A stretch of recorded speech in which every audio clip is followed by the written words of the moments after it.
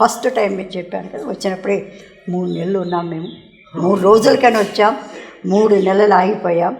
कहा पिताजी केवल 3 दिन रहकर घर वापस जाने के प्लान पे थे, पर 3 महीने से अधिक रुक गए. अभी तक जो भी वृत्तांत आपने सुना वह 3 महीने के भीतर का था, पर दर्शन वगैरह अगले वर्ष का था.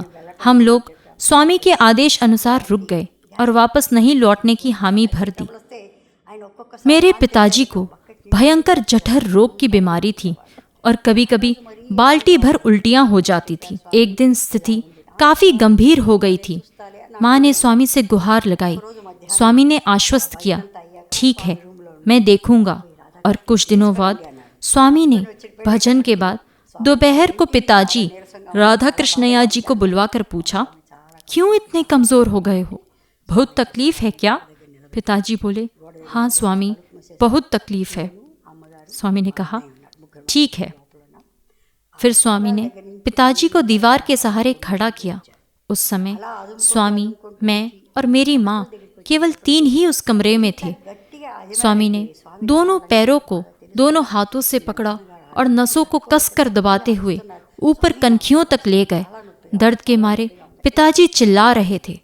कनखियों को इतना जोर से दबाया कि स्वामी के हाथों के नस नस का खिंचाव स्पष्ट दिखाई दे रहा था. और सचमुच पिताजी करहा रहे थे. उच्च दबाव से, कसाव से सर के ऊपरी भाग से सफेद रंग का पेस्ट निकला. स्वामी ने कहा, ये तकलीफ किसी बीमारी की वजह से नहीं, बल्कि तुम्हारे किसी रिश्तेदार के द्वारा काला जादू टोटका करने की वजह से हुई है. फिर स्वामी ने पीप मवाद को साफ कर एक गिलास पानी में सृजित विभूति मिलाकर पीने को दी. कहा, अब तुम्हें कोई तकलीफ नहीं होगी, मैं तुम्हारी देखभाल करूंगा. उस समय से सारी बीमारियां कम होती गई. तब माँ ने कहा, स्वामी, आप इतना सब कुछ हमारे लिए कर रहे हैं, हम आपको कुछ भी नहीं दे पा रहे. बताइए स्वामी, हम आपका ऋण कैसे चुका सकते हैं? स्वामी बोले, यदि ऋणानुबंध टूट गया तो तू डाल डाल में पात पात वाली स्थिति हो जाएगी.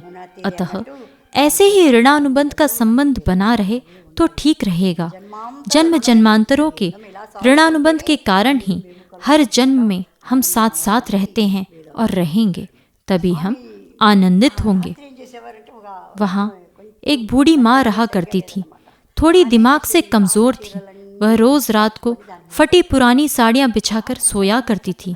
स्वामी हम लोगों से बात करते करते दौड़कर वहाँ जाते थे और बैठते थे अथवा लेट जाते थे. हम लोग सोचते थे, स्वामी क्यों वहाँ जाकर उस गरीब बूढ़ी माँ के फटे पुराने बिस्तर पर जाकर लेट जाते हैं. एक दिन स्वामी बता रहे थे, वो बूढ़ी माँ गत कई जन्मों से भगवान की अनन्य भक्ति करती आ रही है. इस जन्म में भी भक्ति में परवश हो गई, अतः उसकी बुद्धि स्थिर नहीं रहती.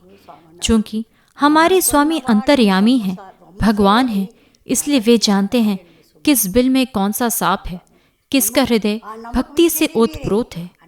स्वामी ने कहा, ईश्वर पर विश्वास करने वालों पर स्वयं नारायण ही अनुग्रह करते हैं, और वो भी नगद. स्वामी, ठीक कहा आपने. वो विश्वास दिलाने वाले आप, मेरे अंदर पैदा करने वाले आप, उस विश्वास का प्रतिफल भी आप ही देते हैं. हमारे हाथों में कुछ भी नहीं है. स्वामी ने बीच में टोकते हुए कहा, ऐसा कहना उचित नहीं. तुम लोगों को भी अगाध विश्वास होना चाहिए, तभी फलदायक होगा. సర్వం మీరే స్వామి, మా చేతిలో ఏమీ లేదు. అట్లా చెప్పకూడదు, నమ్మకం మీకు ఉండాలి. నమ్మకం ఉంటేనే పని జరుగుతుంది అని చెప్పేవాడు.